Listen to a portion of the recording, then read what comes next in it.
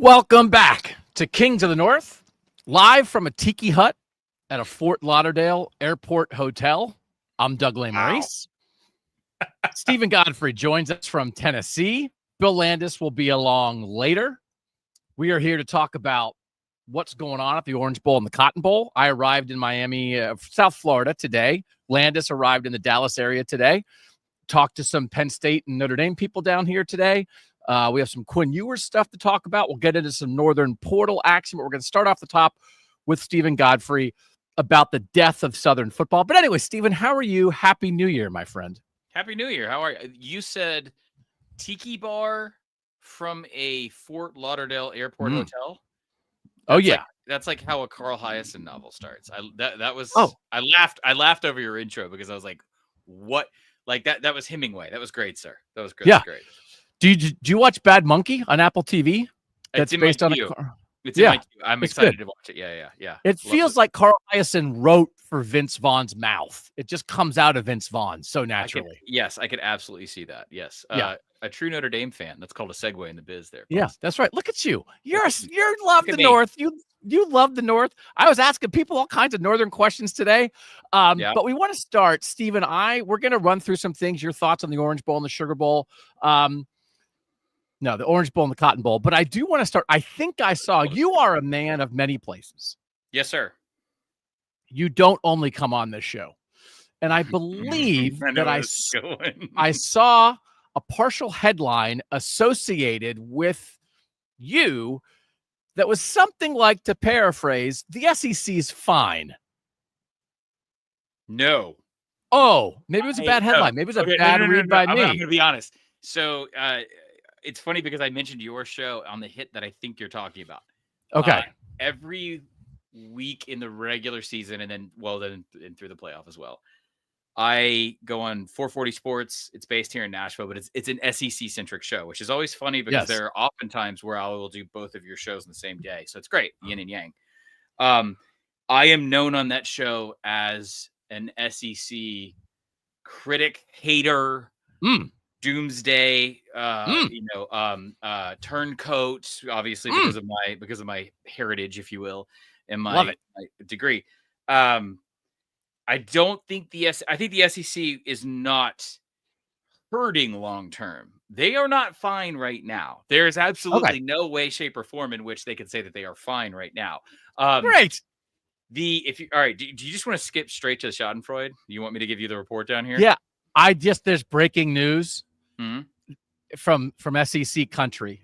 Okay, this is interesting. I just came across. Paul Feinbaum has changed his name to Paul Not Okay Baum. So, that's how bad things are down there. Wow. So, it's a dad joke about Paul Feinbaum and the SEC. The instant narrative shift was, it doesn't really matter. Because what's the narrative shift? It doesn't mean more? Is that what they decided? Wait, you know what? It doesn't. They decided that what is a 2-year gap anyway, and what is it all really? I mean, let's be honest. Let's look at the body of work. I mean, it's hard for me to make sort of good radio with you because we need to foil a little bit. But this is one thing that you and I we've never discussed this on or off the air. We sort of set this arrangement up this year that we would volley a bit. What has happened instead is that I have become sort of this, I'm sneaking over to, I don't know, East Berlin and sort of dumping information to you. But the problem is we have aligned in our takery so much this season. And I do think we are enjoying the SEC's current plight the exact same way for very probably different reasons. Actually, you know what, Doug, that's not true though, because we both in our own way have said, I told you so, or I warned you, or this was coming, but probably for different reasons, sort of in origin. And it has now come home to roost, I think, especially in the last week. I will say this is ephemera. There's no metric to this. It's not objective. The vibe, the feeling down here is borderline indifference towards the rest of the playoff. Because they're lying. They are lying if they tell you that they think of Texas the same way that they would think of Alabama, Georgia, LSU, et cetera, et cetera, et Yeah. cetera. Now they're going to use it sort of statistically as an argument.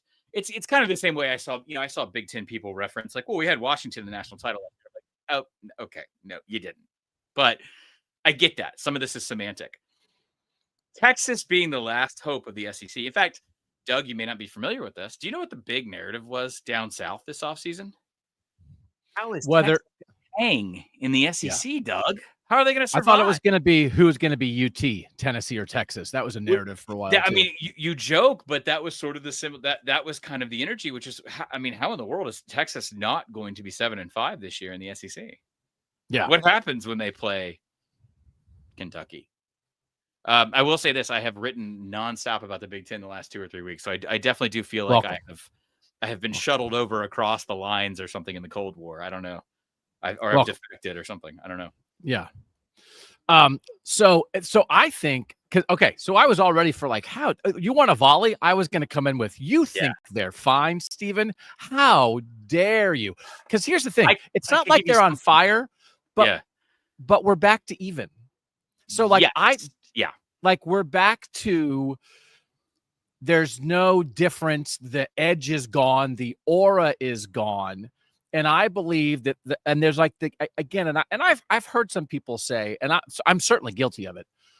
And they compared it to politics, that like so much of shows now, it's like we end up talking about other media as much as we end up talking about football. But I feel like, to defend ourselves, it's like, well, we talk about other media sometimes because we feel like the media has an effect on the sport, has an effect on the football, right? The SEC totally bias matters. Yes. So we're not just saying like, those guys said a mean thing about our sport. It's like, well, we're trying to push back because we think it actually does matter. But so I think that narrative is dead. I think it's like, teams are good, here we go. But I also think like on the field, I don't see any reason. We know that the South and the SEC have had a recruiting edge, but with all the other things we've talked about a million times, I think that football edge is gone, and now we just go play ball. Do you think this will carry over to next year, both on the field and in the narrative, that we're back to square one? I would have no reason to think it wouldn't carry over on the field next season, based on the progress that some of these Big Ten programs and Notre Dame, and I want to talk about Notre Dame in a second, that they're making. The narrative will always be slower. And this is more a bridge into Notre Dame, where I think that the Georgia loss, if you will, can be reconciled a number of ways if Notre Dame were to go out and lay an egg against Penn State. I don't think they will. But I'm not a prognosticator. I mean, I can just guess like any other schmuck sports writer. I don't think they will.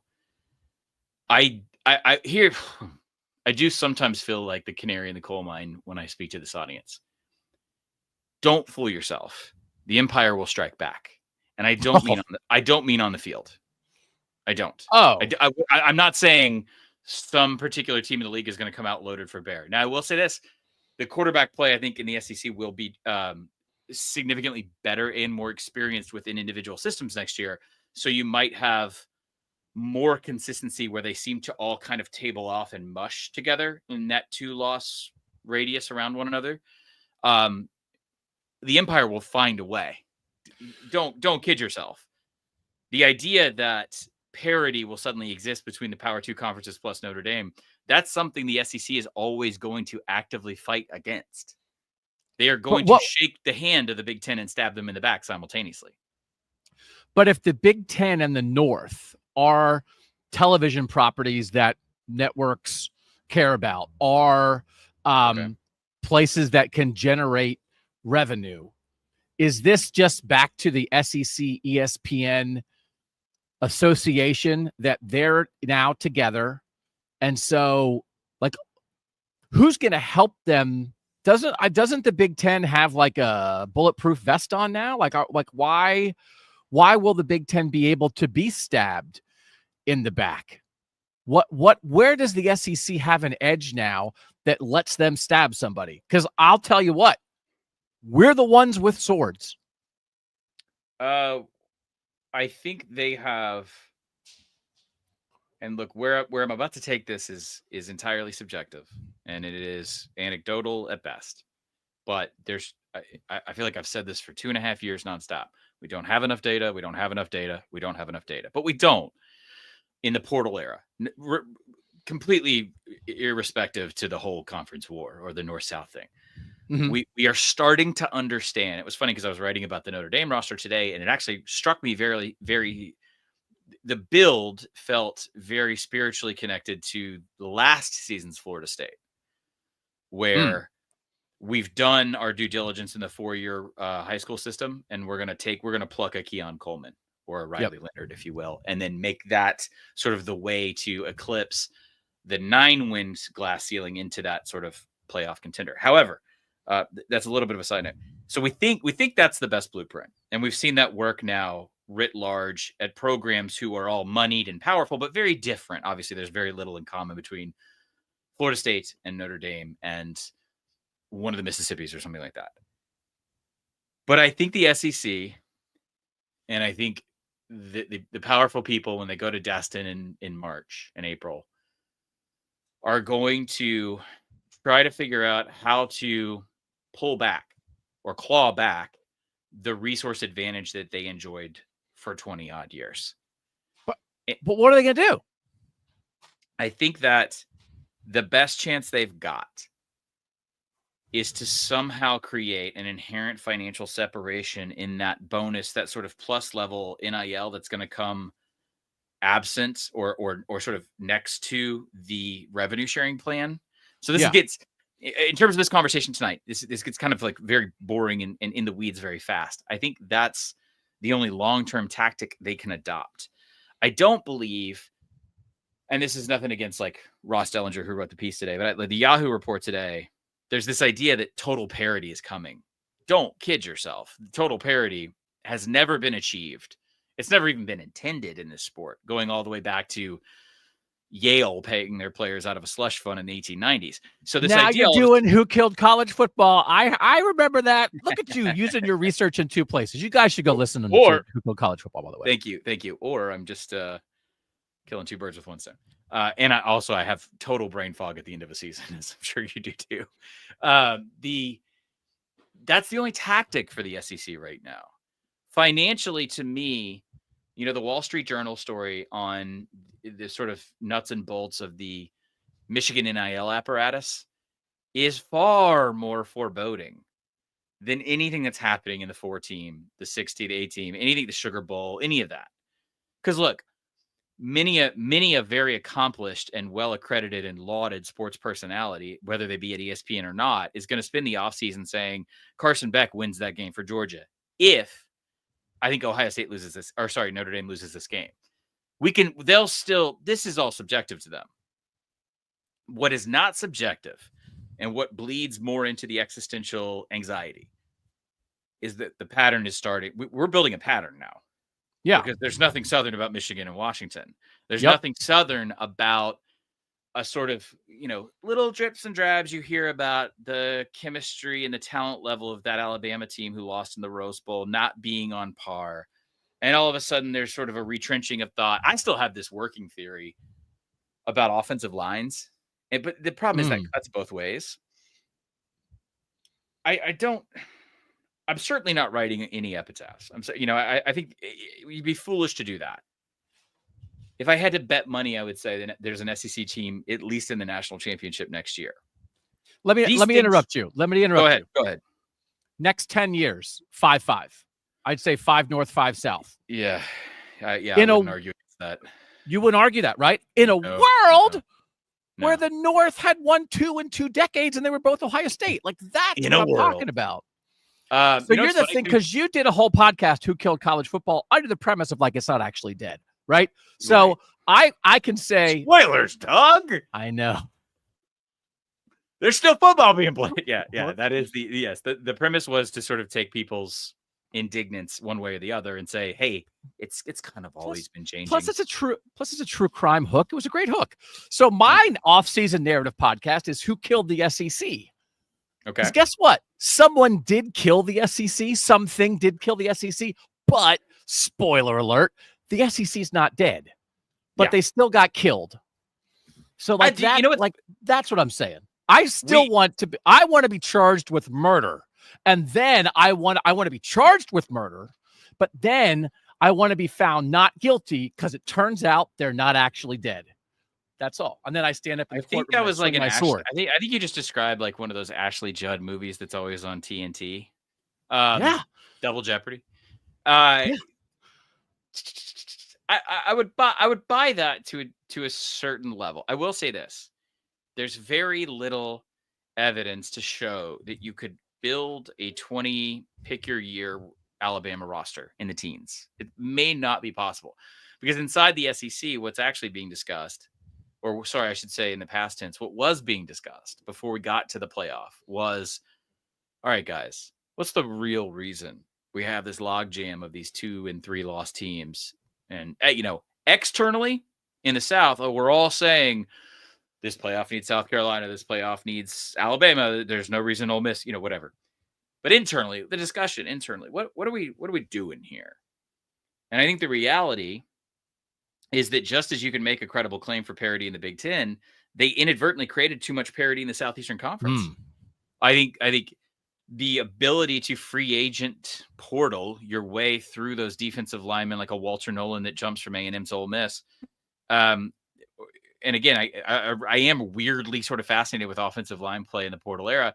I think they flattened out. I also do think if you want to say something definitive, that look, these quarterbacks sucked this year by and large in the SEC quarterback play. Like, I'm sorry, like you're talking to me about Jackson Dart. You're talking to me about a really raw freshman, or just programs like Auburn that walked into the season and said, like, yeah, Peyton Thorne can win, we can manage our way to 9 or 10. But I will also say we have Northern teams that succeeded with Will Howard from K-State, who kind of like left K-State because Avery Johnson was going to be the guy there. Curtis Rourke at Indiana, who's a MAC player. Riley Leonard, who throws for like 130 yards a game and is not going to be a high NFL draft pick.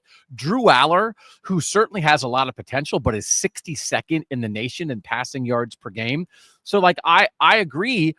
Again, now you're speaking my language. The quarterbacks in the SEC sucked, but also, but on raw skills, I'm sure there are NFL people who be like Garrett Nussmeier. Oh, Garrett Nussmeier, Jackson Dart. Like Carson Beck was supposed to be that. Quinn Ewers. It's not like the North is only winning because they have a bunch of C.J. Strouds and J.J. McCarthy's, right? Like they set up systems for their quarterbacks to succeed, and then we had like more beloved, highly ranked Southern quarterbacks who couldn't win the games they needed to win. No, here's the transition I'll make.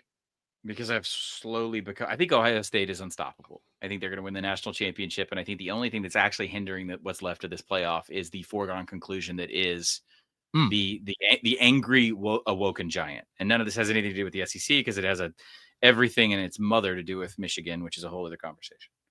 But I have become weirdly fascinated with Notre Dame in the last 4 weeks. And look, I called my shot on those Southern programs and got laughed at for predicting a win over Georgia. This may not work on Kings of the North as well as I think I pulled it off. I was trying to speak on behalf of a sort of exhausted Notre Dame fan base today in the Washington Post. I wrote that piece, and I've said this on SEC, Southern, different markets I've hit. You go back and look at the Georgia loss to Ole Miss really fast. The sacks, the rushing yards allowed, the total rushing yards gained, the turnover ratio, the TFLs are all identical. And what does that mean? It doesn't mean much. It almost sounds like I'm slighting Notre Dame because I'm comparing them to this team that was like won the Gator Bowl or something and lost to Florida. This is the mentality shift, especially amongst coaches that I speak with. Notre Dame, for the first time in 30 years, saw a blueprint on how to defeat a meaningful brand in a meaningful January game, and they were able to accomplish it. And I'm not saying that Georgia's loss to Ole Miss opened their eyes. That's not what I'm saying. I'm saying that Notre Dame saw when they scouted Georgia, okay, this is how you collapse pressure. They're really reductive in their offensive play calling. You can sell out to stop the run here, and even if Beck's in, they're going to get very, very, very overly vanilla. He's without a safety blanket or whatever you want to call it, safety valve for the first time in 2 or 3 years because you got McConkey, Bowers, and all those guys in the NFL. And honestly, this defense, while wildly talented, is just not those insanely unfairly talented teams. So Notre Dame some would say mid. Some would call it mid. Some may have called it mid before the game, but I'm just saying. Go ahead. Subtle. I think Notre Dame saw that and was able to replicate what a good SEC defense did in a big SEC game that we've been conditioned to call that big for 30, 28, whatever years. Mm-hmm. Like you're saying, during this 20-year span where only Ohio State was relevant. We saw a Notre Dame team, and I'm kind of dressing this up. I could just say what I said when I watched the game, which is I've just never seen them physically like that. And I haven't. Last national championship was 88. I'm sure you can debate some good seasons here and there, whatever. I know talent has come out. I don't want to get into this argument with Golden Domers on the internet. Don't kid yourself. That front seven has never looked like that. That front seven has never been that athletic. And also simultaneously schematically coached to create disadvantages for the other team. It was smart and violent. And I haven't seen that from Notre Dame. That to me is revelatory. That to me almost supersedes the Big Ten SEC argument. This, Doug, was the team, the most famous team in our sport, the brand that's built around a religion that Brian Kelly said, all but said technically, whatever. You cannot do this here. I have to go to the South to be relevant. And my coaching, my ability as Brian Kelly is being hindered by the biggest brand in college football. And we all sat there in 2021 and said, probably checks out. That's what, that was the reaction, right? And then my reaction was, mine was cram it, but go ahead. But the general consensus was, sure, we got it. And yes. And now Brian Kelly is stuck in a place that is just floating amongst a logjam of programs who are all don't understand how to create that extra foothold for the advantage now, where the standard is to win a national title or else. One, because they will say this to you in Baton Rouge. Mm-hmm. If Ed Orgeron wins a national title, what the hell is your problem? Right? Yeah. Meanwhile, Marcus Freeman in one game, if we want to boil down the entire Brian Kelly experience and compare it to that one game against Georgia, and I know their backup quarterback was in. I get it. Right. That was more effective, dominant, intelligent, and aggressive than I've ever seen Notre Dame against a premier opponent. Ever. But let me also say this. With like 6 starters missing due to injury, yes, with Riley Mills, their best defensive lineman, with Benjamin Morris, who's a first-round corner and has been out half the year, with 2 injuries on the offensive line, with Jeremiah Love not being at full strength, with a quarterback who doesn't really throw the ball that well. I think the point of this too, Stephen, is, and I hope this is not lost on the South, is this is not the peak of the North. Notre Dame can be better than this. Drew Aller is viewed as maybe a first-round quarterback. He's 62nd in the nation in passing yards. He's not chucking it around like a Heisman winner, being like, wow, Drew Aller is dragging up. They have great players, but I don't think this has to be peak Penn State. Ryan Day's supposed to be a quarterback whisperer. Their quarterback situation was so messed up, they had to go to K-State to get a guy. I don't think as much as there's so much talent there, Ohio State's going to have Jeremiah Smith back and Caleb Downs, and they're going to have more of a homegrown quarterback. I don't think this is peak unheard of Ohio State. So as well as the North has played, if we think the South will rebound, so what would you call it? It's like a what did you call it? Avenger of the Empire? What's the Empire Strikes Back, right? Empire Strikes Back. Yes. So then it's going to be independent film. The North strikes back because they are not maxed out, which I think is an important part here. It's not like they left it all out there and said like, well, we took advantage of this situation and that was it. That was our best shot. It's not their best shot. It's a very good shot, but it's a shot that can be replicated. So I'm not pretending the South is going away, but I'm also not going to pretend that the North is peaking. This is the new norm. That's why the Notre Dame win is important to me, because I think it can cascade through off seasons. I talked a lot today in the column about proof of concept, and sometimes I don't feel like I do a good enough job explaining why I like proof of concept as a descriptor. It carries so much further than a win or a loss. It carries so much. It carries into personnel discussions, recruiting in high school, portal recruiting, and look, again, Notre Dame's a very traditional sort of conservative fan base, so maybe they don't want to hear this, but when you're in that when you're in that 50-50 shot for the transfer portal defensive lineman 2 years from now, who, let's not kid ourselves, is an NFL-minded human being and not necessarily worried so much about the Great Wall Street connections or, Beltway connections he'll make in South Bend. This is that game. This is that game that propels these players previously to the Florida States or the A&Ms or the Alabamas, where talent is the maxim above all else. I will give Freeman credit only in as much as I know publicly, because I've been in this game long enough to know that you never know what a culture is until you probably find out something bad. But Freeman seems to not have sold his soul in the process. Freeman seems to be running Notre Dame as effectively concurrently to those demands and standards that Notre Dame has, and sort of puts on a football program, which to me makes it all the more impressive. I think I called it something sort of I said no, it was political wizardry. I think I described it as, but it really is. I think that game matters more. And I think an Ohio State dismantling of Texas would carry far past the win-loss column of this season, because to your point, if the SEC has maybe taken just sort of like one about here, right? And it's not enough to knock you out, but it's enough to knock your equilibrium out. You don't have the advantage that you had for a hot second. I think what you're proposing, which is fair in this space right now, in this liminal period, this liminal space of college football eras, because we again, there's so much that's going to happen off the field that's going to change rosters and change coaches, and we don't know yet. We think we do.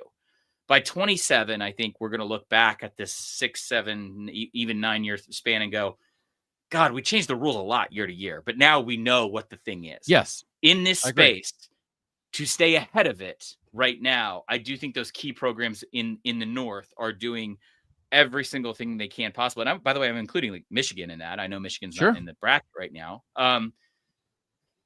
Again, I'm not doubting the resolve of the moneyed interest down south, but I will say that it is impossible to say right now, as this wave crests and everything's uncertain, that the North is not riding it the best or better. Look, I'm in a tiki hut and you're talking about riding a wave. This is me now.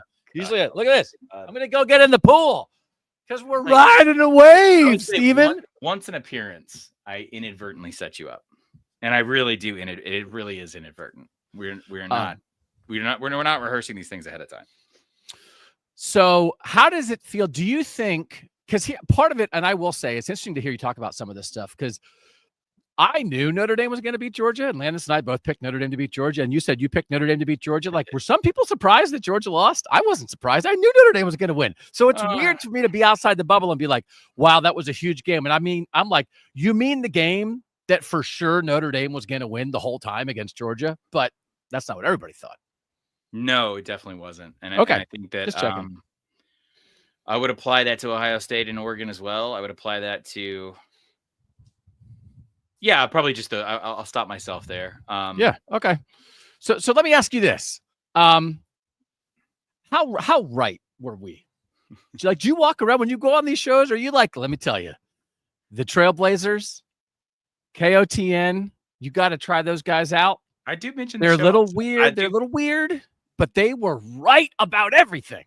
I have shouted you guys out, especially when I do more terrestrial radio, because all the Atlanta, Nashville, Birmingham, they're all chock-a-block with probably bandwagon Michigan fan, or sidewalk alumni in Michigan, and there's an Ohio State graduate everywhere. I mean, there's like 3 Ohio State bars between my house and my office. Yeah, no. I know you're trying to make this a bit, but I genuinely have said all season, this is not going to turn out the way you think. I do, and maybe, you know what, I'll try. You're a good person to sort of air this out too. I feel like I got too angry too fast when the ESPN reporting started, although you couldn't argue the timing and you couldn't argue how bad it looked for them in terms of optics. The second Georgia lost the second game, it was all about a 3-loss team could definitely, like, you saw this work in a way that almost, as someone who's constantly talking about the sky falling in Bristol, even I was shocked at how craven and transparent it was. And it's funny for things to have turned out the way they have in this bracket in this season. I think maybe maybe I rushed in. I don't know. The committee seemed to or to side with people like you and I. Yep. The committee did not buy it this year. I am really curious and a little bit worried about the future of the committee influence, and they now are sort of showing this habit of rubber band kind of bouncing between logic year to year, right? I feel like they overcorrected on some of the Florida State stuff last year coming into this year's selection. I'm worried that SMU's performance will cause them to sort of steer into the skid too much, next season. But I'm also curious, like, for instance, BYU and Illinois were not talked about as at-large teams at all in a way that all those 3-loss SEC teams were, and the way they performed in the postseason. I wonder if there's a reconsideration on those lines too. Because listen, like the SMU, but like nobody was saying BYU, hey, they didn't make the Big 12 title game, but they only have 2 losses. They beat SMU head to head. That was not a healthy discussion. And maybe I think there are some things that could lead them to some better spots as well. There's a constant reevaluation. We know that, but I'm not worried. Are you worried? You're worried? Should I be worried? Because like Greg, what can Greg Sankey do about that? Don't. What you're now? I'm poking it up. Beetlejuicing or Candy Manning. Like, trust me. Like, I've lived and worked inside of this, and it was funny because you and I saw each other in Indianapolis during the Big Ten championship weekend, and I was having conversations with individuals who work at the Big Ten office, multiple, and we were just talking about the ideological difference in what they absorb, what they deflect between the Big Ten and the SEC. I'm sorry, specifically. Yeah. The SEC doesn't, they're grudge oriented in their operation. And that's what, and I sign me up. Grudge oriented. Okay. Here for it. All right. So I feel like a man with no nation right now. College football, like all the bowl ratings are through the roof. I thought bowl season was good. Like the guys bowl season was just weird. It was just weirdly great. I don't have an explanation. Guys get on the field and they try their best. Well, we just had so many incredibly close games. We had games go into multi-overtimes. In terms of delivering the most casual product possible for the most passive audience that you can imagine, which is that kind of like dead state pre and post Christmas and everyone's sitting around. And I think that was the product you need to create. I am someone, and I think I've written about the Pop-Tarts Bowl like 3 times now and the former Belk Bowl, now the Duke's Mayo Bowl. That's what it needs. It needs to embrace the dumb revelry and the exhibition quality. There were games, Doug, that I thought would be terrible from a football standpoint because you had interim coaches, you had GAs working as coordinators, which happens every year. But then you would have 10, 15 portal kids, and they ended up being, I think, better for how loose they all came out. I was really, really happily shocked by that. And if we thought that the 12-team playoff was going to kill the bowls, like everything, it feels like things are slotting into place. And would you say, despite itself, college football is thriving? Or is somebody doing something right? You did a podcast called "The Sport Is Dead." It murdered itself. And look at this season. Do you know what gave me the most amount of hope this last month? A friend of mine, a colleague of mine, Roger Sherman, wrote a piece for Substack, just basically saying no matter what they do, they can't kill it. Talking about the sort of innate, attractive fun of the sport. Yeah, and we sort of jokingly said it was like a call and response because what we had did it, who killed the Arizona State effort against Texas, and they got screwed. I'm not someone who likes to reduce everything to a single call in the field, but they got screwed. Gave me hope because you could all the things I stay up at night about, so to speak, about college football. You can't plan for Arizona State. You can't plan for. I mean, God, you're going to talk about a 247 or on 3-star composite rating comparison between those two programs, and then to see what happened transpire. Yeah, Cam Scadaboo came from Sacramento State, I think, as a like a multi-time transfer. That's the part that I feel confident that no matter what stupid way they slice up this sport for business reasons and just honestly greed, you won't be able to kill that. And that makes me feel better. I almost feel like I'm doing sort of like an end of year assessment here. I still worry a lot about the Kansas States, the Virginia Techs, those programs that I feel like inadvertently or consciously, however you want to consider it, are just being pushed out of competition level. But then Doug, then you have an Arizona State moment, and I think, well, hell, if Avery Johnson gets the hot hand next year, or VTech can get their old defense back or something, it's like, maybe this is possible, because they gave SMU a bid, right? Like, it is possible. Yeah. I think. K-State won 9 games. Come to Ireland next year, man. We're going to Ireland to start the season. Oh, no. Hang out. I think I am coming with you, because I can't believe. I mean, I don't want to say anything bad.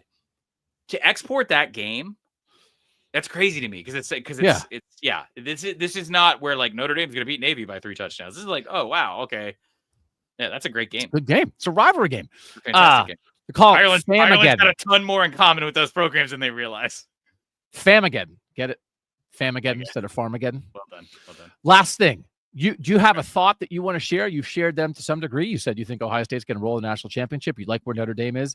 Any particular thought you want to share on the Cotton Bowl or Orange Bowl before I let you get back to your children? I would give a lot of money I don't have to find out exactly what the hell that game plan was against Michigan. I think it's the question I'll probably be asking for the rest of the offseason. I know you obviously have way more experience and expertise with Ohio State, but one of, I think it's 11 of the touchdown drives in the last 2 playoff games to see.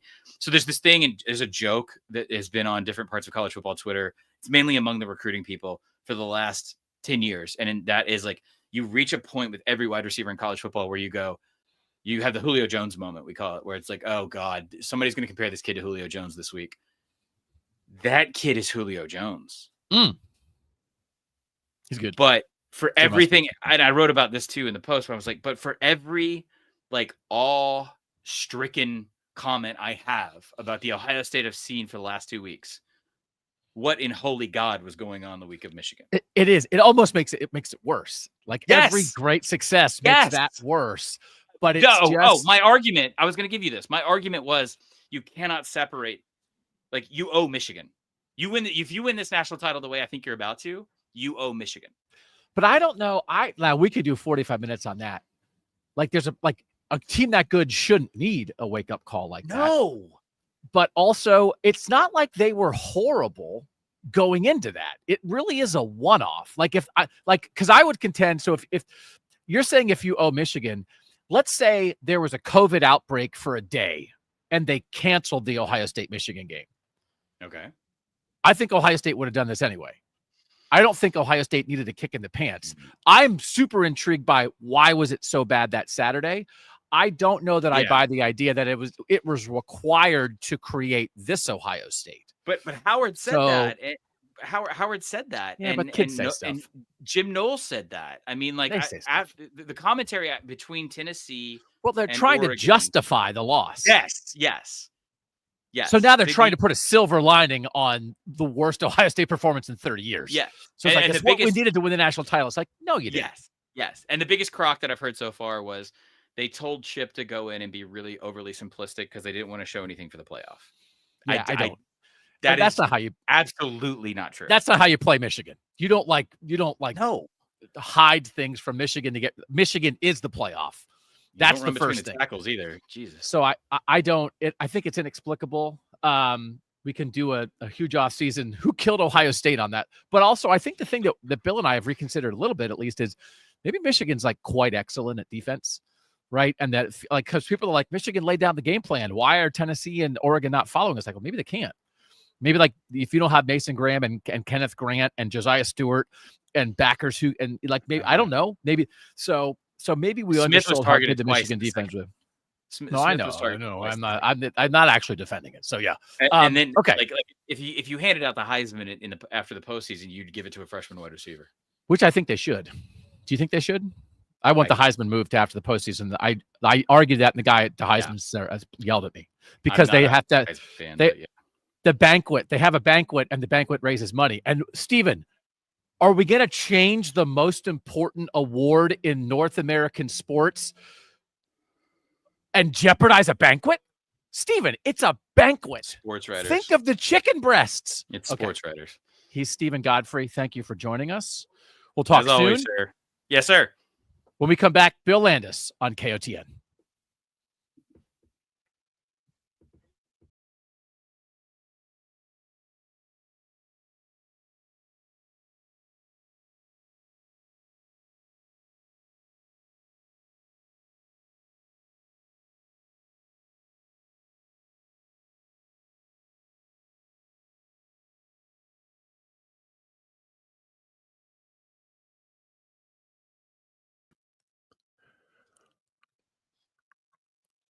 Doug Lesmerises, Bill Landis. Landis, I'm in a tiki hut.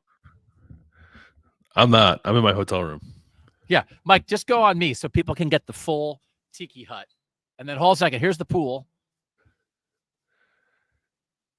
And I was reminded I might do it at the end of the show if I don't electrocute myself.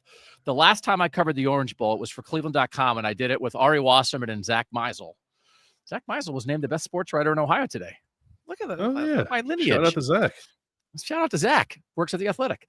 The three of us did a video, do our final prediction for Cleveland.com in a pool.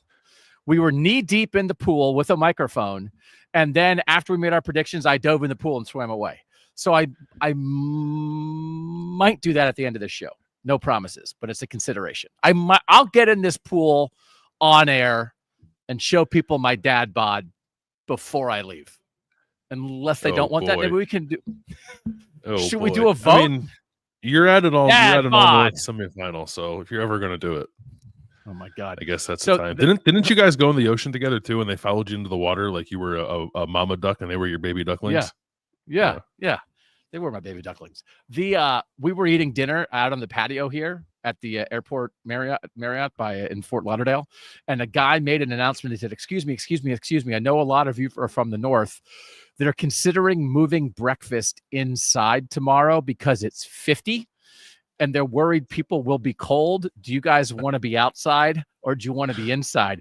And I stood up and I gave a 4-minute speech about what it means to be from the north. No, I didn't. I wanted to, but we did vote to eat outside because 50's not cold.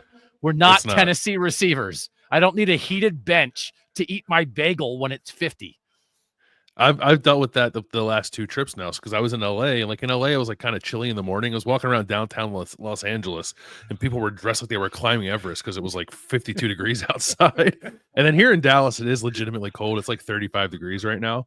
But you would think like the apocalypse is coming because it's going to be below freezing. We might get an inch or 2 of snow here. All right, vibe us up on the Cotton Bowl. You flew in today. No interviews today.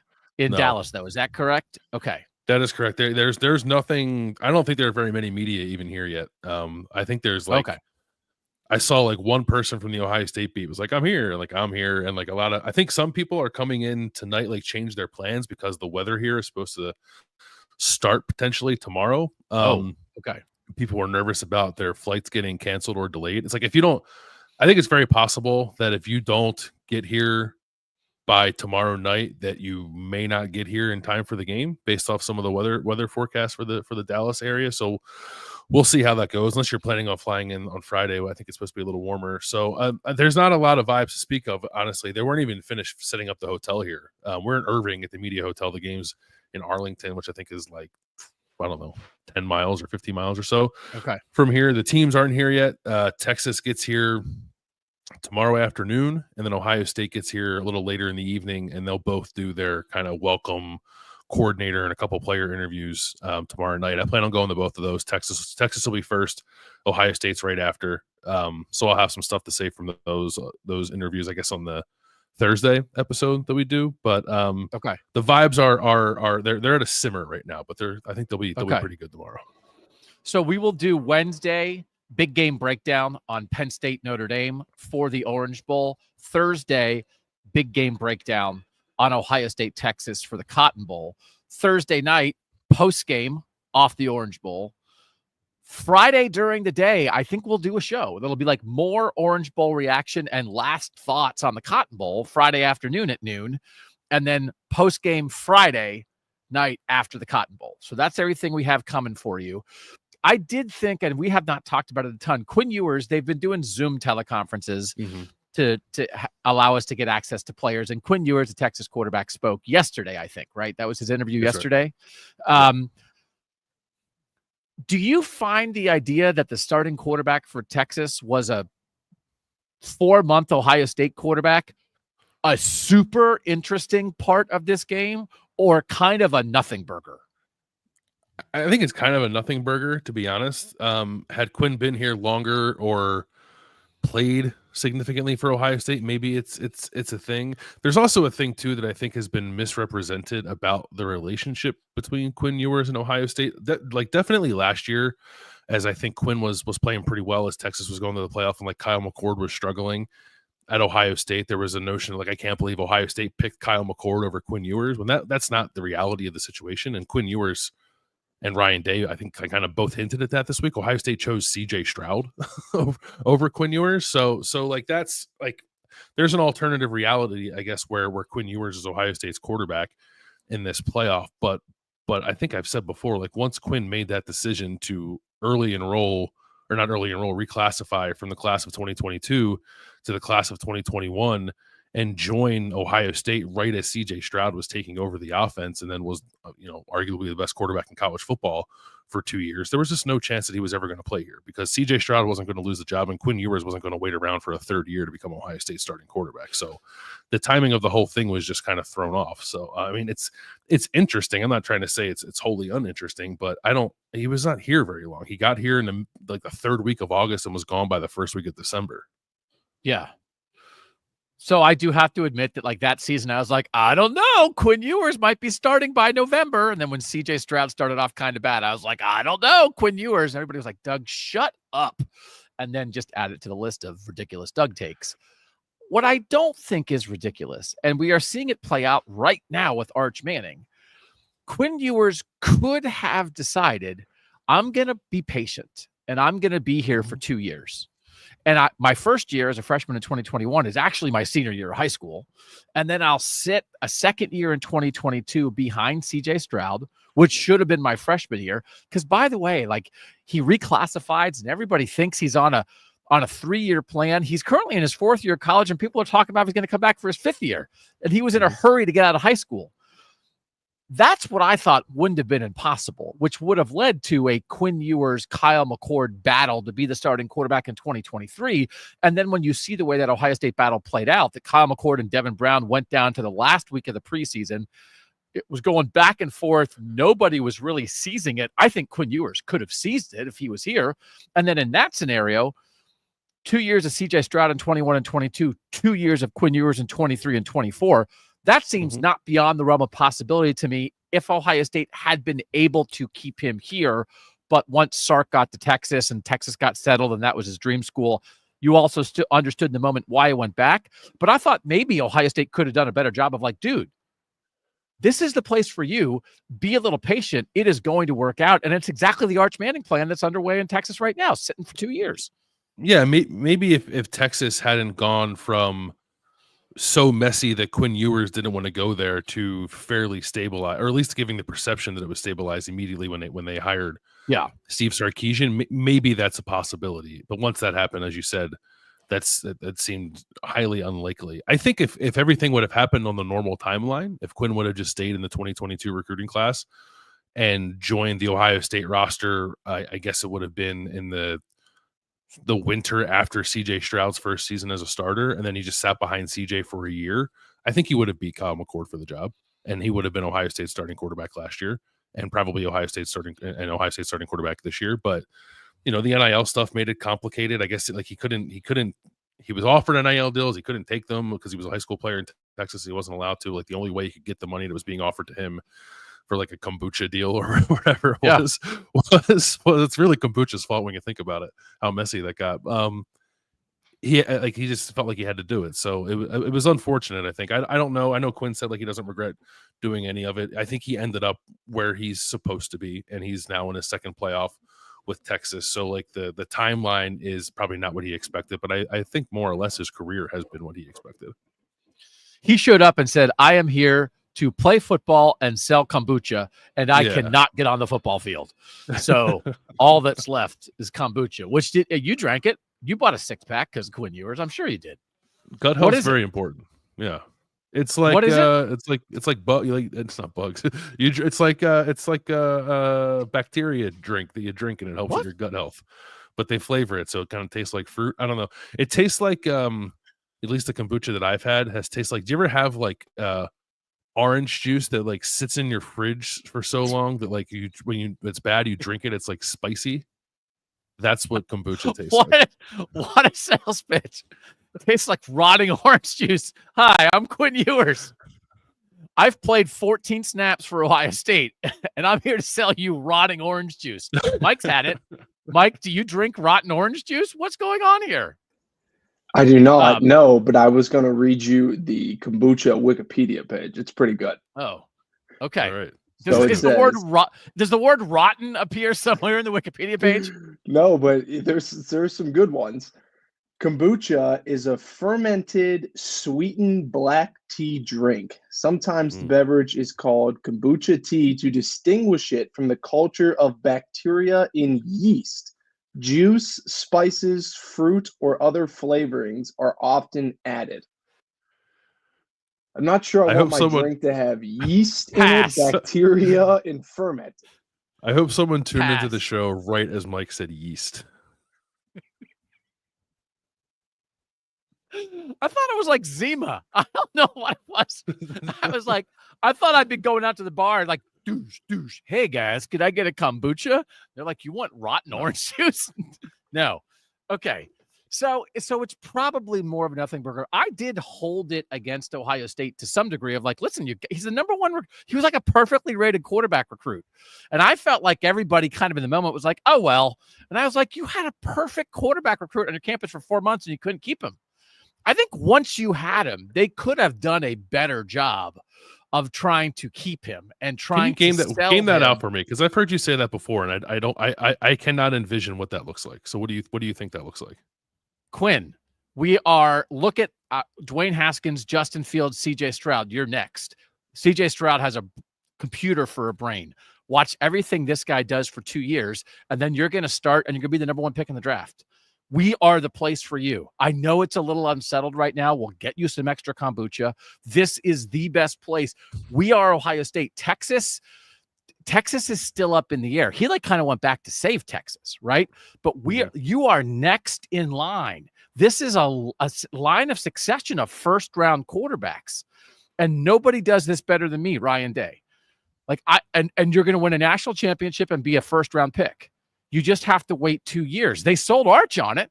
So but we were in that window there where Bryce Young played as a second-year guy, CJ Stroud played as a second-year guy, DJ Uiagalelei played as a second-year guy, and it felt like if you were a highly rated quarterback, you were really expecting to start in year 2. So I understand that was there, but we've seen it work now. So again, to me, if you are operating at peak proficiency as a program, I don't think that's an impossible sell. Now, if it's just a Texas kid wants to go back to Texas, which is where he wanted to go to begin with, okay. I mean, if that's all it was. But I feel like he just sort of breezed through here in a way that, not that they didn't try, but it didn't feel like a hard decision. So, I mean, I just don't think that's impossible. So he got to play 1 year earlier at Texas. Okay. You played 1 year earlier. Is he a first-round pick? Is he a first-round pick? No. Is he going to win the national title? I mean, I'm not saying. I'm just saying this would have been a decent option. I don't think this was a ridiculous option once he was already here. That's all. So yeah, I mean, you think that's? I mean, I just think it's an incredibly hard sell because Arch Matt Manning is the outlier. He's not the norm. It's interesting because Ohio State is going to attempt to do something similar with Tavian St. Clair, not to go off on a tangent, but if we assume that Julian Sain is Ohio State's starting quarterback for the next 2 years, they're going to have a 5-star in Tavian St. Clair just sitting there waiting. But he's also from 40 minutes away from Columbus, so that probably helps. Yeah. If Quinn was from Cleveland, then maybe he would have stayed. But he's from Texas. Texas came calling, and he got to go help save the program. Yeah. Mama called or whatever. Yeah. Yeah. All right. Are people worried that the game's not going to be played on Friday? Is that a possibility that it's going to be so snowy that they're going to call an emergency and people aren't going to be allowed to drive and they're not going to have the game? I haven't heard anything about that. Okay. I think from Ohio State, I know they're not super concerned about that at the moment. I think the forecast has improved a little bit. I think the hope is that it's definitely going to snow Thursday night into Friday. I think the hope is that Friday it's warm enough that it all kind of melts before people are starting to drive to the game. So before the grid fritzes out, have they checked the grid? Is there a lot of grid reports on the TV news? I haven't watched I actually probably should be watching the news to see what they're saying, but I don't have the news on currently. I watched The Cotton the Bowl movie on just Netflix released a instead. statement. Oh, They Cotton Bowl just has a released statement. Yeah, they said we continue to monitor weather reports, and over the last 24 hours, the forecast for later this week has improved according to the National Weather Service. We have been meeting routinely with city officials, the director of transportation of North Texas, and the college football playoff. Should the forecast shift, we are prepared for all contingencies. North Texas highways are already being brined, and plans are in place to assure a safe environment for everyone in and around AT&T Stadium on game day. Early What flavor's brining? the Come brine? on. Yeah, what flavor? Kombucha. Drink it for your gut or pour it on your road. The good news is AT&T Stadium should be available for the weekend because the Cowboys aren't doing anything. So hey, yeah, where my Eagles out of the plane here. You did. Yeah. Did you start a Go Birds chant? The girl who checked me in at the desk here in Irving is also from Northeast Philadelphia. She liked my hat. There you go. Yeah. The Cotton Bowl has released a statement. Grid broke, game off. All right. You good on vibes? You good on vibes? Cotton Bowl vibes? Anything else? There's one thing, I can't remember if we talked about this or not. Ryan Day, like when this bracket came out, talked a decent amount about like the familiarity that Ohio State felt like it had with the teams like in its pod and like on its end of the bracket, which clearly meant Oregon. Obviously, I think in some ways meant Clemson, but I also think like, and now like looking back on it, he also meant Texas because of Quinn Ewers. I think because Ohio State played Alabama in 2020 in the national championship when Sark was the offensive coordinator at Alabama. Jim Knowles coached against Texas in Sark's first year in 2021. Will Howard played Texas 4 times at Kansas State and never beat them, something he's talked about a couple times. So there are like just like kind of like interesting fibers connected between these two teams that I like. If you're thinking about, at least from the Ohio State side of things, like finding an edge, there are a couple different pathways I think maybe Ohio State could, and clearly I've seen this like couches like Quinn Ewers' revenge game. It's like revenge for what? Yeah, but there's enough there that like I'm sure Quinn would love to put his best foot forward in this game too. Revenge for what? Revenge for what? You want to do Orange Bowl? Let's do it. Can I ask you a question about Orange Bowl interviews? Yeah. How many Penn State beat writers were at Al Golden's podium for the entire time that he spoke? Was it just all Penn State people hounding him about playing for Joe Pa? So Al Golden, the Notre Dame defensive coordinator, played at Penn State, and it certainly was a talking point. And he was, yes, he was, because it's funny because I talked to Mike Denbrock, the offensive coordinator, for a while, and I was like, "There's nobody here. There's nobody talking to Mike Denbrock." It's because they were all talking to Al Golden. So there's like 2 bits of news, and then we actually have a couple clips to show. Jeremiah Love and Abdul Carter. Jeremiah Love, Notre Dame running back. I asked Mike Denbrock about him. Riley Leonard, the Notre Dame quarterback, was asked about him. He is Notre Dame's running back who he had like the flu the day before the Indiana game, but really what he is dealing with is like a kind of a knee thing that I think happened at USC and had cropped up again and affected him. I think only played 17 snaps in the Georgia game, but the OC said like he's good, he's due, like he'll be ready. What his direct quote was, he's gonna play, is what he said. And then Riley Leonard, like somebody said, like, is he wearing a brace in practice? And Riley Leonard was like, what is a brace? I don't know. Is there a bird in here? But he was like, I'm not going to answer that because he's not supposed to answer that. So I do think so. The expectation, Jeremiah Love will play, which is a big deal. Bigger deal is Abdul Carter. And so like that is very, I think, more iffy. Tom Allen, the defensive coordinator, passed on that answer. He's going to let James Franklin talk about it on Wednesday morning at the coaches' news conference. We'll talk about it more in the big game breakdown, but like we want to run a clip from Tom Allen. How big of a deal do you think that is if the number 2 prospect in the draft is limited or can't play in this game against Notre Dame, this edge rusher monster for Penn State? Yeah, it's a huge deal because I have no doubt that Abdul Carter is going to try to play, but it's an arm, right? Like we think it's like a muscular thing potentially with his arm. I think so. Like, do you have the strength required? Do you have the ability to like fight with your hands that you need? Obviously, as a defensive end, like it's one thing to gut it out and try to play. Like, okay, but what can you actually do? So I think it's a tremendous loss. We saw, like you mentioned when we were talking about the Sugar Bowl yesterday, like Anthony Knapp had a little bit of trouble, right, at times with Jalen Walker, the Notre Dame freshman left tackle. Like healthy Abdul Carter give you all the problems you want, right? So it fundamentally changes, I think, Penn State's defense if Abdul Carter's not out there. So if he's, like 80% of Abdul Carter is still pretty good, but if it's like half capacity or he can only play 10 to 15 snaps, then I think that's a tremendous difference. So Amin Vanover played really well in his place. Tom Allen said he was named co-MVP defensively of the game with Zakee Wheatley, who had a pick. He said it was the best game that he's seen Amin Vanover play, which again goes to this is what you have to do in these situations, and that's a credit to Penn State does have a depth of talent. Abdul Carter's rare. The way I tried to get at this with Tom Allen was I asked him how he thought his defense handled it when Carter went out early against Boise State. And this is what he said about that.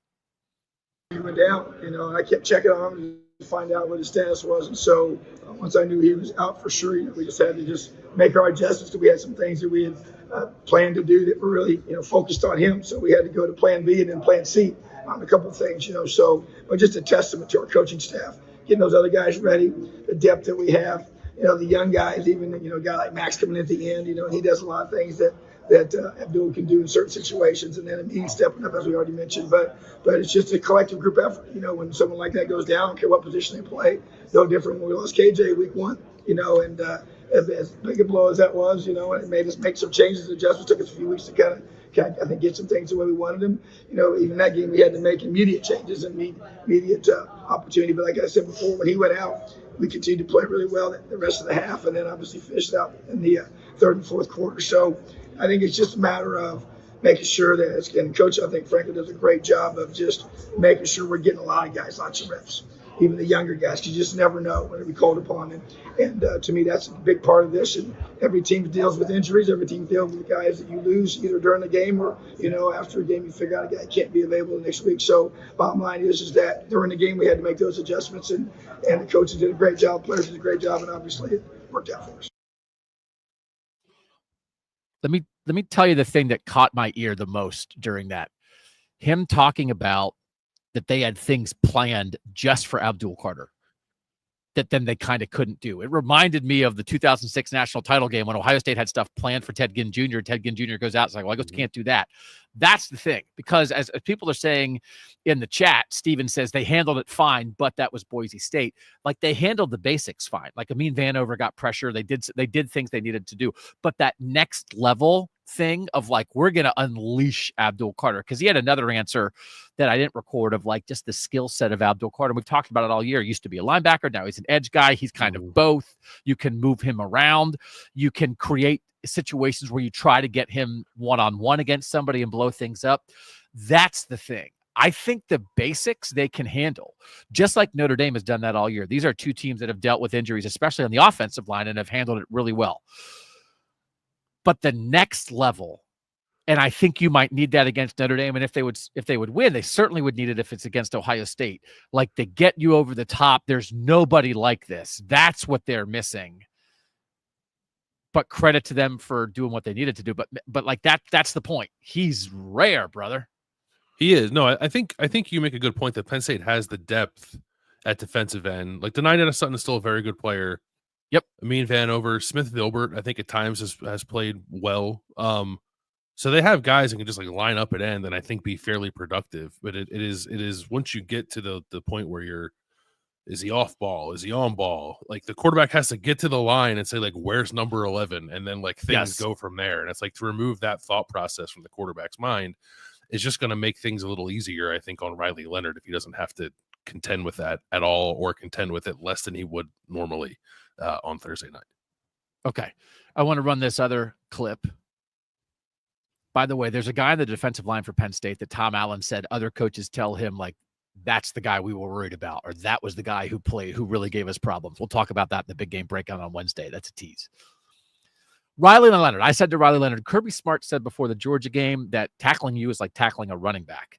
And he took that as a compliment and then went on to explain that he has no idea why he's good at running, because he's not fast or strong, or he doesn't have any cutting ability. And he is baffled by the whole thing. And I think it's worth Notre Dame quarterback Riley Leonard telling you why he's actually not very good.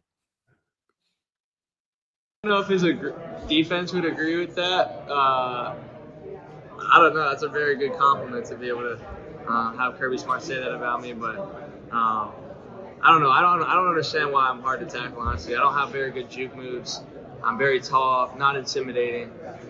Probably bench the least amount on the field. But guys just miss. I don't really know why.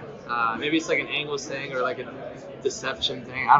I don't know, but it's a great compliment, and I'm not scared to throw the rock. Why do you think your game evolved this way, that you have that running ability if you're, as you described it, like you have no running skills? Yeah, I wouldn't say it really evolved, though, because I've kind of been doing this like ever since I started playing football. I was kind of just was able to run the football. I don't know. I'm just as confused as you whenever guys miss tackles. He called himself sneaky athletic. We didn't have to do it for him. It's so weird. It's so weird. He destroyed Georgia. He slayed Georgia. And he's like, I'm just some tall, gangly doofus who doesn't know what he's doing. I found it endlessly humorous. Yeah, I mean, I think he runs with great contact balance. I think it is a skill for quarterbacks and running backs alike to square yourself up when you're about to get hit to the point where guys just kind of fall off of you. Like you don't give them a lot to contact to knock you down. I think he has that skill, and I think he's got really good vision as a ball carrier for a quarterback too. So he's short selling himself. He's trying to lure Penn State into a false sense of security when they're trying to tackle him. He knows how good he is. He was talking about the 3rd and 8 run in the Georgia game where he got a first down and like jumped in the air and got flipped and landed on his head. And someone said, like, how many hurdles have you tried this year? And he said, like, probably 10, and I'm 0 for 10. But he also said that run was supposed to go inside, and he just bounced it out and got the first down. And he said the O-line coach, Joe Rudolph, was yelling at him earlier in the year because he would not run up inside. He'd like bounce stuff all the time. And then they finally were like, oh, I guess you're actually kind of good at this. It's okay. But he was like, I don't know why people are making a big deal of that. It's the Sugar Bowl. I just think anybody would do whatever they have to do. I think it's just common sense. It's like, that's the guy. That guy might win the national championship. So the other thing I did at interviews was I asked people about North-South. And so I asked Mike Denbrock, Notre Dame's offensive coordinator, who used to coach at LSU. I asked Al Golden, who played at Penn State, was the head coach at Miami briefly, like for 4 years, I think, but otherwise has been in the North. And then I asked Andy Kotelnicki, the Penn State offensive coordinator, who has lived in the North and coached in the North his whole life. He's from Minnesota. He went to Wisconsin Whitewater. He's coached it there. He coached at Buffalo. He was at Kansas. Now he's at Penn State. He's a North guy through and through. So spreading the word. Here's what they had to say. The North has risen up and the South might be dead. Coaching in the North, I hope that that's the case. But, listen, there's no mistaking what the SEC has accomplished over the course of the last, 10 years. And they have dominated college football. And I think it's awesome for the game, what happened last year and, what's going on this year in college football. And, there seems to be more of an even playing field. Whatever has made that develop, I think is a positive thing. And teams are kind of going at each other and it's getting settled on the field. So what's happening right now as far as how they've set the playoff up and how the teams involved have gotten their opportunities and taken advantage of those opportunities, I think is a great thing. I never looked at it like that. Maybe there's a sentiment for what you're saying. But it's nice to see. That's the way it, the one thing that being in the NFL taught me is that like what we're going through right now, Georgia, Penn State, and then you play the winner. like that's kind of every week in the NFL. You know what I mean? There's no everybody's at that level where you're trying to solve problems every week. You know, like Georgia, 2 good backs, 2 receivers, 3 tight ends. You're trying to solve that. Now you go to Penn State and it's like, 2 really good receivers, tight ends, 2 really good backs, quarterbacks playing well. So I think, it's good for football. I guess that's what I'm saying, right? The parity and competition and earn it on the field and no lobbying for anything. I think that's awesome that's the way it is now, that you get in the tournament and anybody can win on the field, and that's really refreshing. I'm glad we're doing it. I don't know. I mean, there's a I'll be careful what I say, but like it is good football teams are good football teams for a lot of consistent reasons. Stand the test of time. I don't know if it has anything to do with being north or south. I don't. You know what I mean? Like, you can look and it's the analytical dorks, no offense, will sit there and look at all they'll do a plot graph and we'll look at all the NFL guys are down here. I say that's great. You know what I mean? Like, okay, they're wherever they are, and good football teams are good football teams, whatever part of the country they're in. So I don't think it's a north-south thing at all. I just think it's a good football thing. But good football players make good football a little bit easier. Boo. I like Andy Koltnicki. Andy Koltnicki, the guy who likes to put his tight end at center, calls people a dork. He was like analytical dorks, and I was like, actually, we devised a latitude to divide north versus south. Can I show you our map? I also wanted to be like, you are the human embodiment of a grizzly bear, and you're from Minnesota. Don't give me this. And then I walked with him afterward. I was like, hey, we're kings of the north, whatever. And he actually had an answer ready, and he stopped himself. That was like you can hear the beginning of that answer. He was like, well, actually, I want to. So the answer that he wanted to give would have been better than the answer he did give. So at least he gave it to me later. So it's all good. But it's like the premise. It's like I still am explaining the premise of our entire existence to people. I'm like, can I do like a 45-second intro of the premise of this question and then ask you? But sometimes I don't have time for that. So yeah, and also you're catching them 48 hours before they got to go play a semifinal. That might not be the perfect time for them to answer that question the way they want to. Yeah, but I did also share with Andy Koltnicki something that we are going to talk about next in our Northern News and Notes, and it's the North, home of champions. We'll do all of that next on Kings of the North.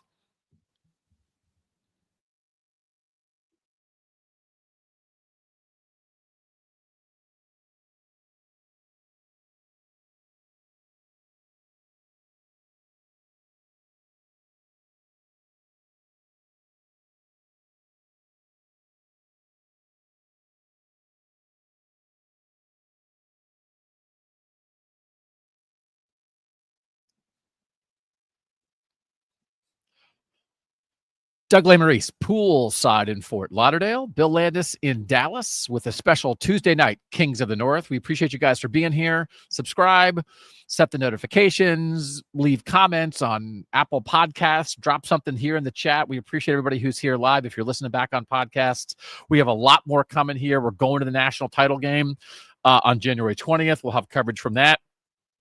But we will be blowing out post-game Thursday night and Friday night after these 2 games. But we also want to acknowledge, Landis, our other teams, including some of our non-traditional Northern teams, because we are a home of champions. Are we not?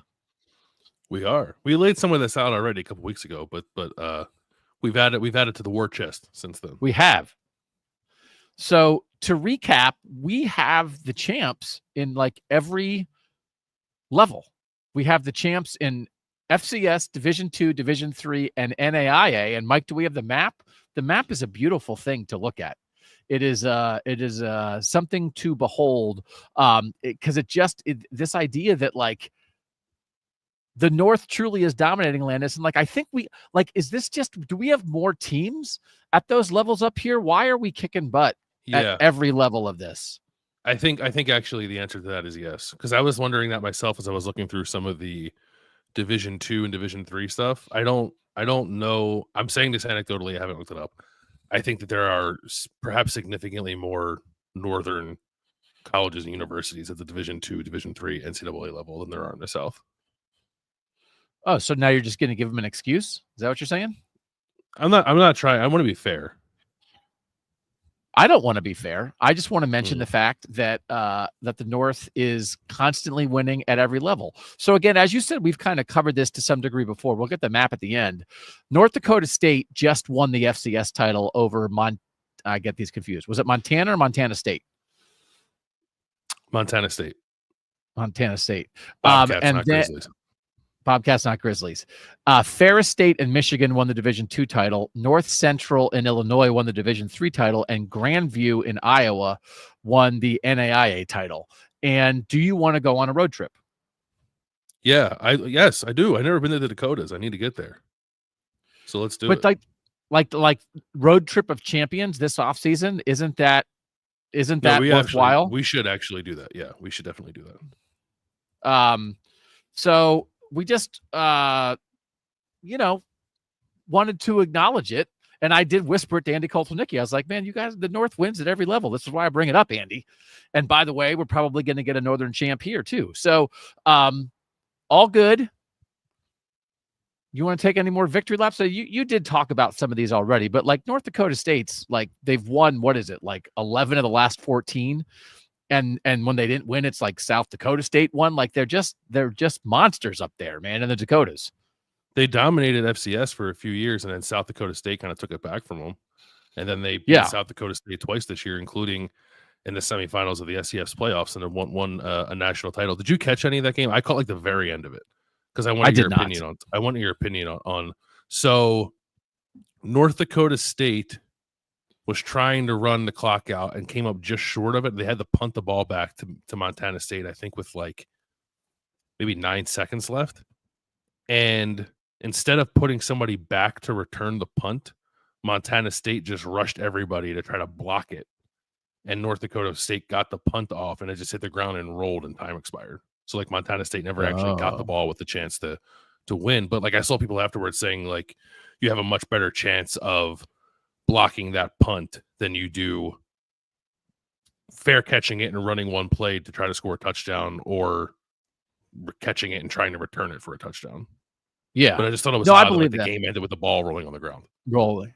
I trust those coaches at that level. Like they have this stuff figured out because they're winning at every margin. And that was like a conversation that came up. Andy Koltlenicki was talking about that. I think Tom Allen's like guys like that coming up through the ranks, the lower levels, they're talking about, I painted the lines. I used to make my own copies. And now here we are at the highest level. But it's not that you can't question the coaches down there, but like, I feel like they've got every inch. We talk about like the search for inches here. Like that's how you win down there. Right. Like you win on the margins. And so like, I'll trust them not putting a guy back. So Mike flashed it there. You can see it. Mike, go ahead and flash it again, just so people can enjoy this. Look at that big gaping bottom of the country land. This is just empty, isn't it? It's just empty. This is from Do they play ball down there? I'm assuming they only play football. Like in the top now you're half? just making. Is there anything? Now you're just making T-shirt slogan. Now you're just making T-shirt slogans. Do they play KOTN, ball down there? Do they play ball? Oh, we should actually make that shirt. Oh my God! Now, because did you hear the first part with Godfrey, where Godfrey was like trying to claim maybe now the SEC is like, it doesn't actually mean more. It's like it's just 2 years. It means a little less. Off. It means a little less. What a bunch of honks. Not Godfrey, everybody else. All right, let's go to just other Northern news. There's just some stuff percolating. We'll start with Illinois. Gabe Akis back on the defensive line. Xavier Scott back in the secondary. J.C. Davis back at left tackle. We talked about that. All made, I think, various all Big Ten teams. Jeremy Warner, who does a great job covering Illinois, had a lot of these stats, and I am stealing them from him. According to him, he covers, I think, for the 247 site. Again, Jeremy Warner on Twitter. Just find him for great Illinois coverage.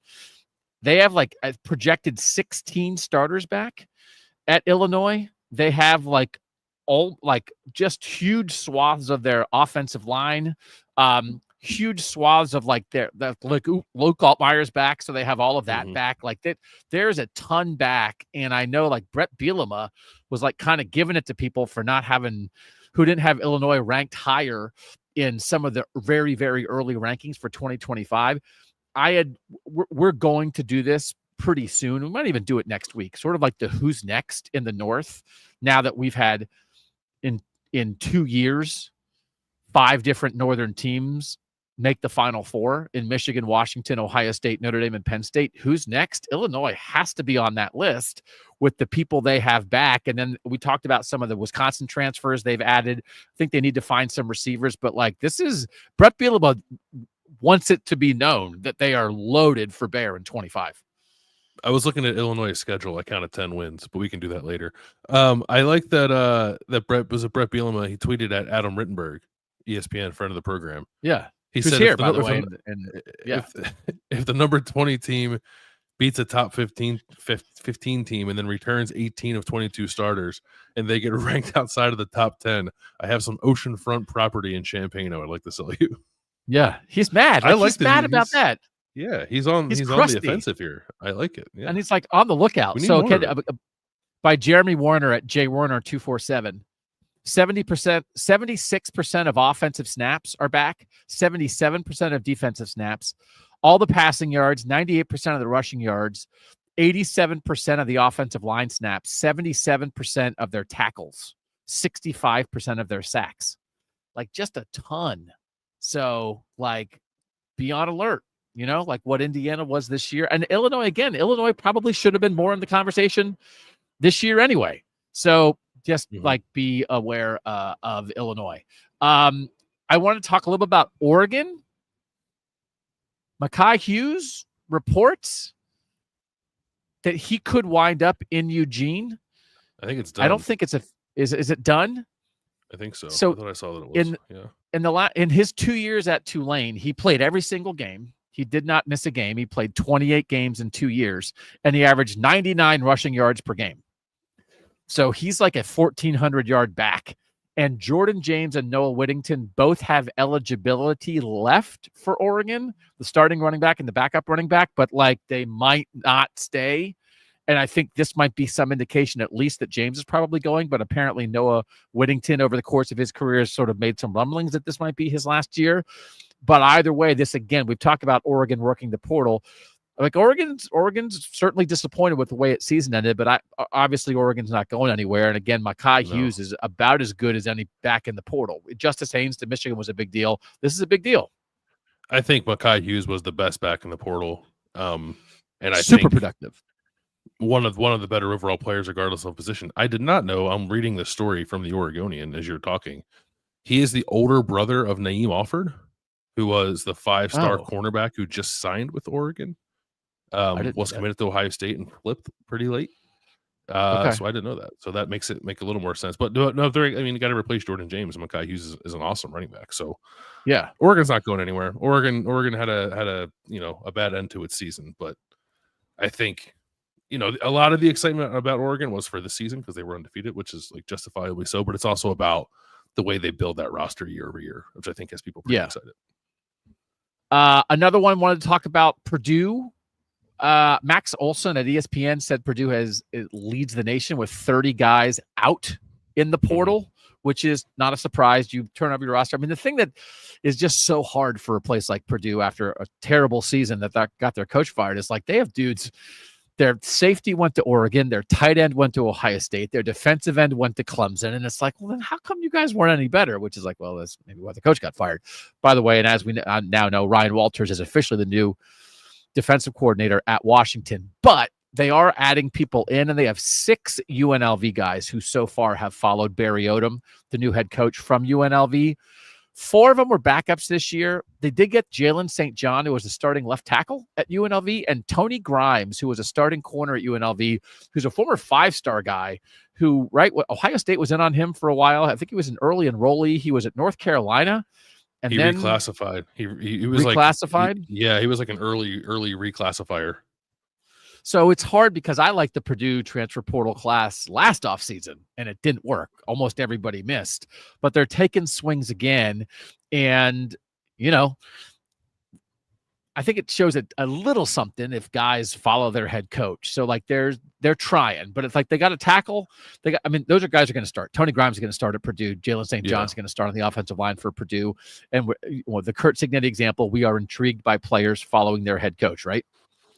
Yeah, I don't think this is quite the same thing because, as you've said, like there's not everyone's a starter. They got a couple guys from Arkansas who are like backups who are going to be starters.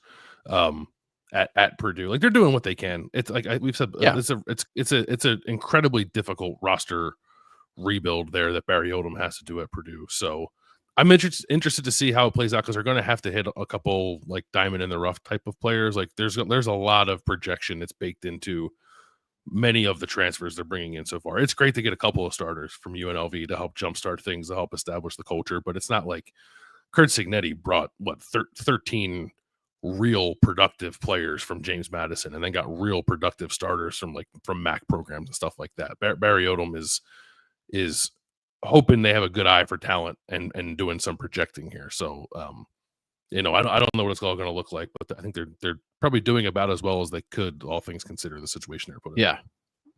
And the last one I wanted to talk about is one that just happened a couple hours ago. It's Mark Gronowski, the South Dakota State quarterback, two-time national champion, won like the FCS Heisman, and is transferring with 1 year of eligibility to Iowa. More than 10,000 career passing yards, 93 touchdowns, 20 interceptions in his career. Also has almost 2,000 rushing yards.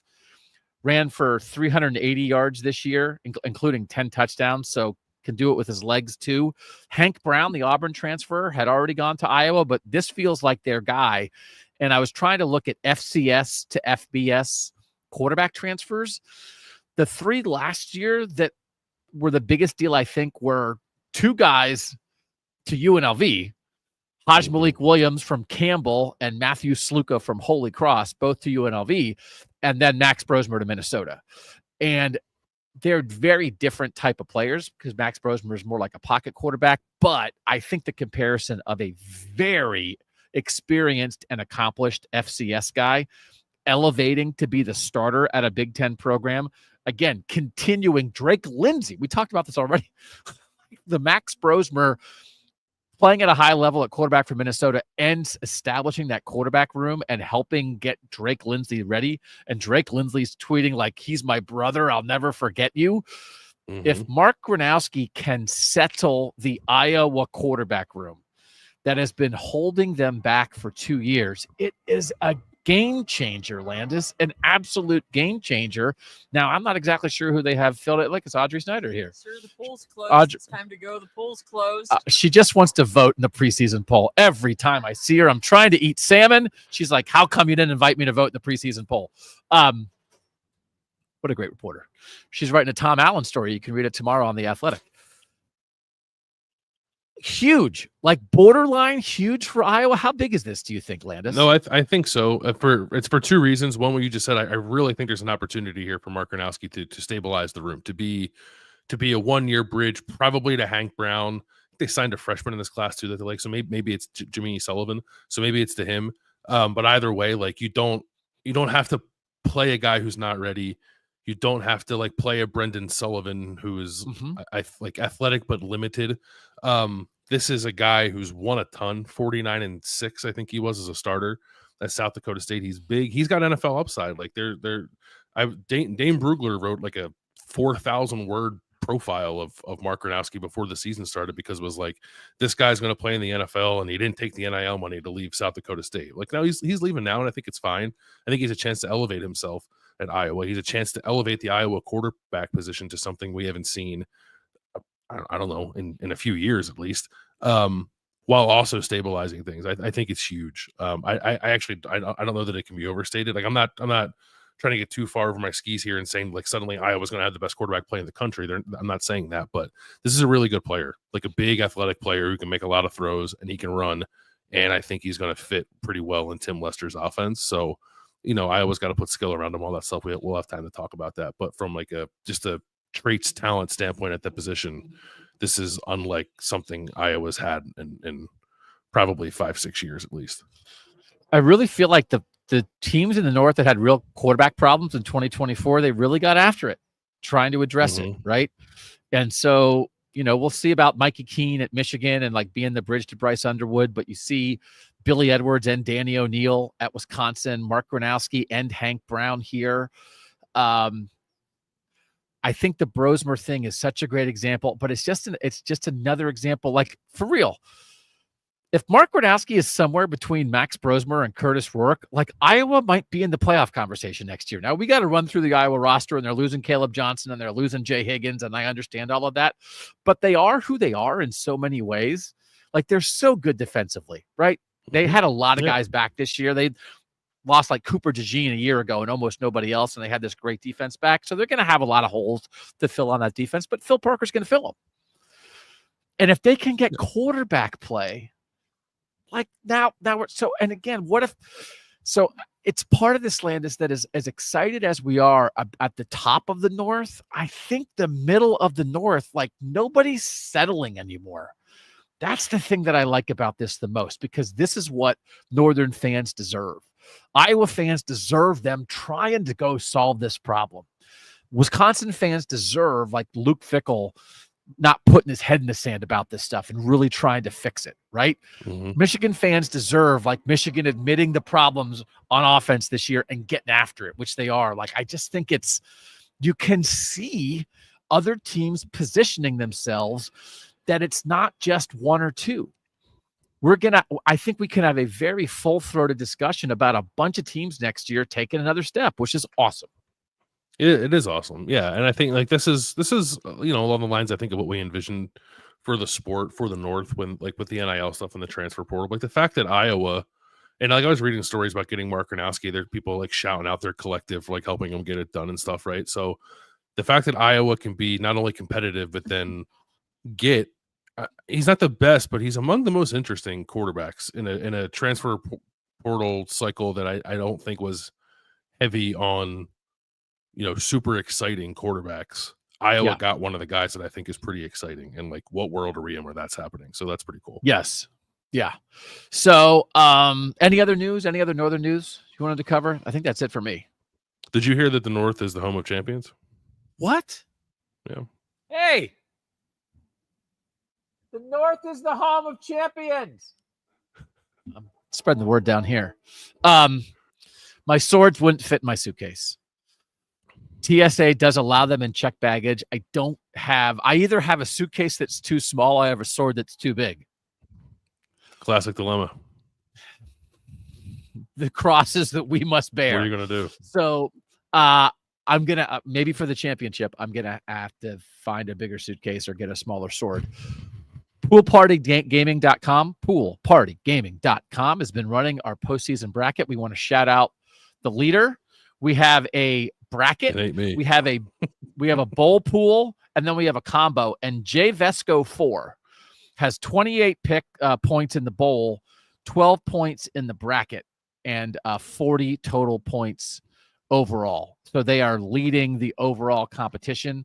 I swear I'm going to get the prizes figured out, and we are going to give them out, because we've had a bunch of people, and I think our guys at Pool Party Gaming who've done a great job for us in running this. I think there's 111 perfect brackets left, and I don't know, Landis, again, we do need to get out in the world, and we do need to, like, leave our tiki huts and go explore, because there's still a part of me that, like, this semifinal, I'm like, yeah, we know.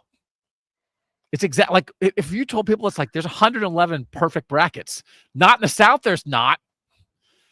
You know who's like, you know what I mean? Like, but like for our people who believe in the North, they're like, yeah, it's just like Ohio State, Oregon winner is the hardest thing, but otherwise it's definitely gonna be Penn State-Notre Dame, and then I guess Texas out of that stupid region, right? This was child's play. This is so obvious to us, but it's not. I want to go somewhere where not everybody thought Penn State and Notre Dame would be playing in a semifinal, because I was sure it was going to happen. Well, the Penn State of it's a little easier, right? But I'm so happy that many people. I'm so happy that many people had Notre Dame beating Georgia. That's great.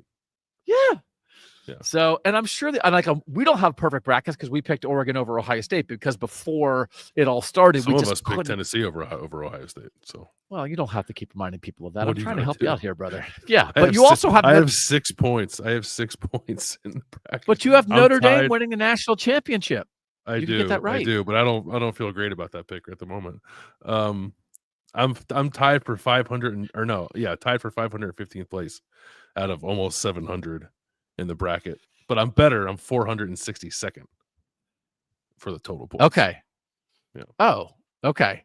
I am. I actually did really good in the bowl stuff. I'm tied for 28th out of 698 in the bowl, just in the bowl. But overall, bracket and bowl combined, I'm tied for 98th. So I'm a lot better than you. No offense. T-Shoe's going to come on one of the shows, Landis, and make some bets for us with us on one of the previews. We're going to do Whatcha on the Wednesday show, but mainly what we are going to do over the next 2 days is do big game breakdowns of Penn State-Notre Dame. We'll make our picks. That's on the Wednesday show. Of Ohio State-Texas, we'll make our picks. That's on the Thursday show. And then post-game shows Thursday night and Friday night. We're super excited that we have the opportunity to be here. We're thankful to our owner. We're thankful to our company.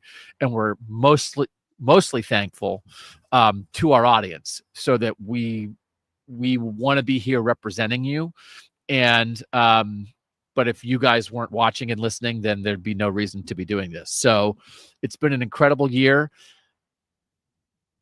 I'm in a tiki hut for a Penn State Notre Dame game, brother. I don't like what world is this? What's it going to be like for the game? Is it going to be nice and sunny and warm?